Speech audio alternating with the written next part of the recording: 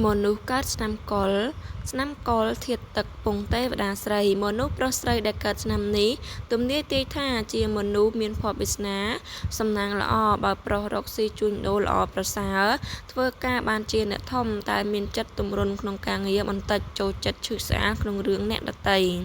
មនុស្សកើតឆ្នាំនេះរមែងជាមនុស្សមានវាសនានិងអតីតជាតិមានគំនិតនិងប្រាជ្ញាខ្ពង់ខ្ពស់ស្រឡាញ់សភាពស្ងប់ស្ងាត់និយាយស្ដីតិចចូលចិត្តដេកច្រើនដូចសត្វជ្រូក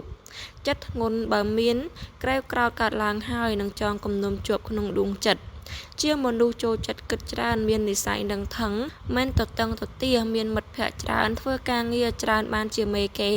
ដោយសារគំនិតប្រាជ្ញារបស់ខ្លួនមានសេចក្តីស្នេហានិងមនុស្សលាក់គំនួចតែប្រច័ណ្ឌច្រើនមុខរបរការងារដែលស័ក្តិសមនឹងខ្សែជីវិតរបស់មនុស្សដែលកើតឆ្នាំនេះឲ្យចម្រើនរុងរឿងលូតលាស់ត្រូវនឹងខ្លួននោះគឺធ្វើចំនួនជួញប្រែនឹងបានទៅជាអ្នកមានទ្រព្យសម្បត្តិស្ដុកស្ដំបើធ្វើការរាជការពុំសូវល្អប៉ុន្មានទេច្រើនតែត្រូវទទួលទោសឬត្រូវបានទទួលការច្រណែនស្នៀននេះពុំសូវមានសេចក្តីសុខចម្រើនក្នុងជីវិតឡើយពុំនោះទេប្រកបដោយរោគច្រើន